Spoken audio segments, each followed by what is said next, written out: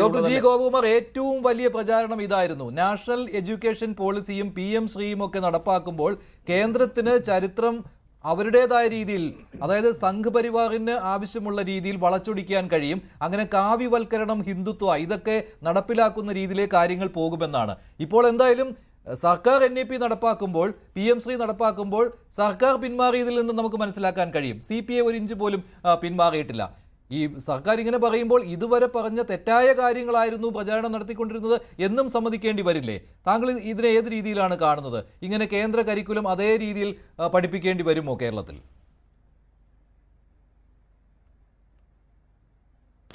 മന്ത്രി ശിവൻകുട്ടി പറഞ്ഞ അനുസരിച്ചാണെങ്കിൽ അദ്ദേഹം പറഞ്ഞത് ഒരു ജീവിതകാലം മുഴുവൻ ഒരു നയവും കൊണ്ട് പോകാൻ പറ്റത്തില്ല, ഞാൻ എൻ്റെ നയം മാറ്റി എന്ന് നമ്മളെല്ലാം കേട്ടതാണ് അദ്ദേഹം പറഞ്ഞ കാര്യം.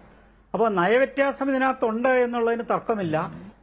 കാരണം നാഷണൽ എഡ്യൂക്കേഷൻ പോളിസിയെ ഇടതുപക്ഷം തുടക്കകാലം തൊട്ട് തന്നെ ശക്തിയായി അതിനെ എതിർക്കുകയും വിമർശിക്കുകയും ചെയ്തു. പക്ഷെ ആ എതിർപ്പ് കൂടുതലും ഈ നറേറ്റീവിലായിരുന്നു, പ്രയോഗത്തിലല്ല എന്ന് സംശയിക്കണം. കാരണം ശ്യാം B മേനോൻ എന്ന് പറയുന്ന ഒരു മുൻ വൈസ് ചാൻസലറെ ഉൾപ്പെടുത്തി ഒരു ചെയർമാനാക്കി ഒരു കമ്മിറ്റി വെച്ചിട്ട് ഈ 4 വർഷത്തെ degree course 4 year degree program, undergraduate program തുടങ്ങിയത് NEPയുടെ തനി പകർപ്പാണ്.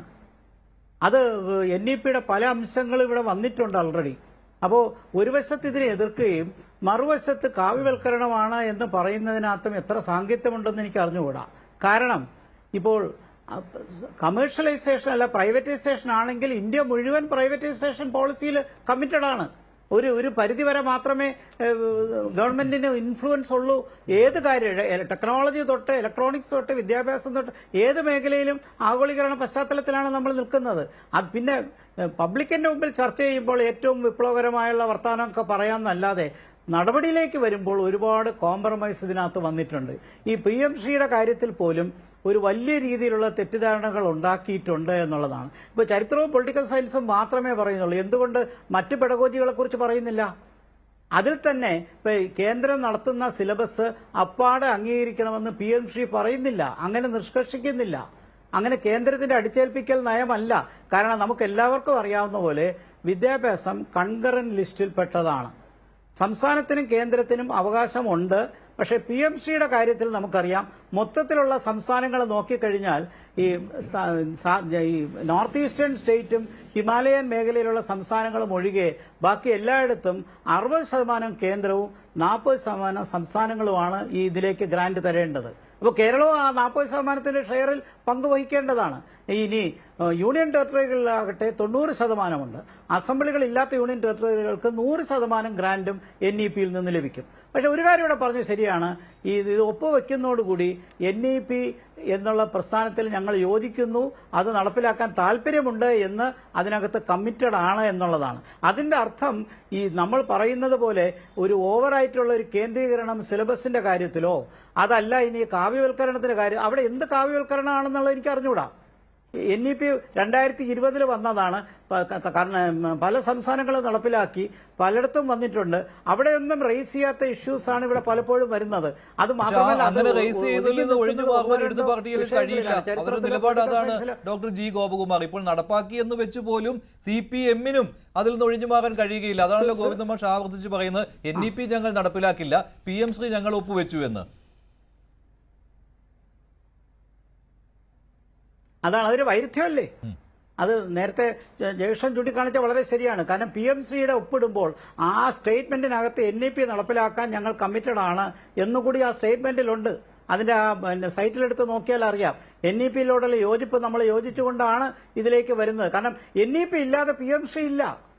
ഇത് രണ്ട് ബ്രോഡ് ഫ്രെയിംവർക്കിൽ NEPയും അതിന്റെ മുൻപന്തിയിൽ നിൽക്കുന്നതാണ് PM ശ്രീ. ആ PM ശ്രീയുടെ നല്ല വശങ്ങൾ നമ്മൾ എടുത്ത് പറയേണ്ട കാര്യങ്ങൾ ഒരുപാടുണ്ട്. നമ്മുടെ കേരളത്തിലെ എല്ലാ വിദ്യാഭ്യാസ സ്ഥാപനങ്ങളും ഏറ്റവും മികവുറ്റാണെന്നൊന്നും ഞാൻ ഒരിക്കലും പറയില്ല.